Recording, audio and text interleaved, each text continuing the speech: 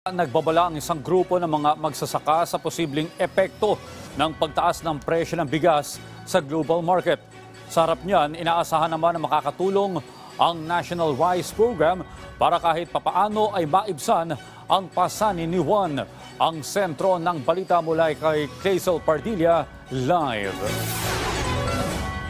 Audrey, taas presyo sa bigas ang sasalubong sa ating mga consumer ngayong unang linggo ng Enero. May hirit din na dagdag presyo ang ilang manufacturer ng mga pangunahing produkto.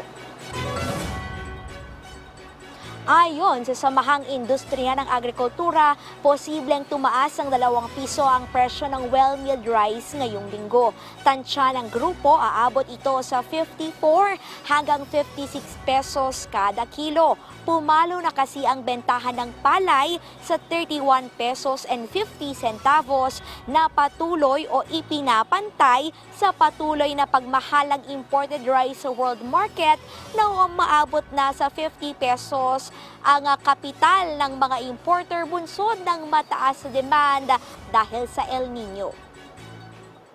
Yung price na 31.50 na palay, kung i-mill yun, mas mura pa rin kaysa yung bibili sila ng $620 per metric tons. Yung presyo dito sa local, kung mas mura pa rin, bibili nila, agawan yung local na supply. So, yun ang nangyayari ngayon dahil mas mataas yung international price. Pagsisiguro ng Department of Agriculture, dumarating na ang karagdagang 495,000 metric tons ng imported rice sa Pilipinas na layong matiyak na magiging sapat ang supply ng bigas at pag-aaralan din ang pagpapataw ng suggested retail price. Pag-aaralan ng kagawaran kung patuloy na tataas at hindi naman commensurate doon sa presyuhan talaga dapat, magkakaroon ng konsultasyon sa lahat ng stakeholders at malalaman natin kung ano yung appropriate na presyo ng bigas at magtatakda ng kung kinakailangan ng suggested retail price. Dinagdagan din ang budget sa National Rice Program na aabot na ngayon sa 30.8 billion pesos na makatutulong na mapababa ang production cost ng palay ngayong planting season, pati na rin syempre yung presyo ng bigas. Definitely makakatulong yun kasi direct ayuda sa mga magsasaka natin in terms of input sa fertilizers, sa seeds, at saka sa machinery natin. This is on top of the RCEP pa natin na regular na 10 billion every year plus yung. Bukod sa bigas, posible ring maramdaman ang dagdag presyo sa mga pangunahing produkto. Ayon sa Department of Trade and Industry, 25 centavos hanggang lampas 7 pesos ang hirit ng aumento sa ilang produkto depende sa size at brand. Sa pool ang dalatang sardinas, gatas, kape, instant noodles, asin, canned meat at bottled water na may suggested retail price. On the side of DTI, hindi sabay-sabay i-approve, i-release yung mga letters of concurrence. Hindi rin automatic na i-approve yan kasi marami pang pinag-uusapan. Iniinda naman din natin yung timing. So pacing siya, hindi lahat i-approve sa bulto lahat ngayong January. Kung sino ang naunang nag-file, syempre yung mga nag-file nung 2022 pa at saka yung early 2023, yan ang mauunang i-release.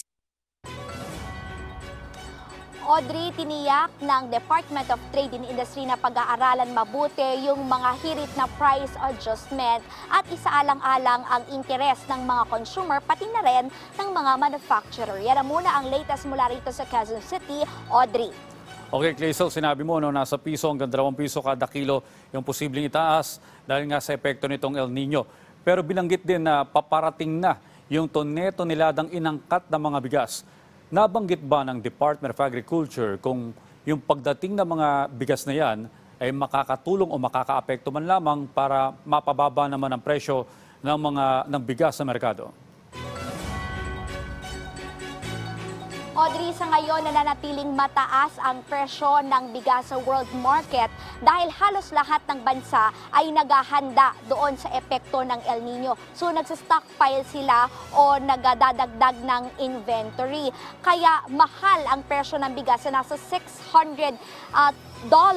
yung imported rice. Katumbas yan ang higit 50 pesos na puhunan ng mga imported. Ang assurance, magiging ample, magiging sapat yung supply ng bigas sa pagdating nito. At yung posibleng speculation na magkukulang na nagpapataas sa presyo, maaabatan yun. At kung makakahanap pa ng mas murang sources ang Pilipinas na imported rice, posible nitong mapababa yung presyo ng bigas. Pero ayon mismo kay DA spokesperson Arnel de Mesa, hindi naman doon sa sobrang baba dahil nga mataas ang presyo ng bigas sa world market. Kaya ang ginagawa nga ng DA, binubuhusan ng tulong yung mga magsasaka ngayong planting season sa tulong ng National Rice Program para mapababa yung production cost at pagdating sa mga retailer ay mas maganda at mas maging abot kaya ang presyo ng bigas. Audrey?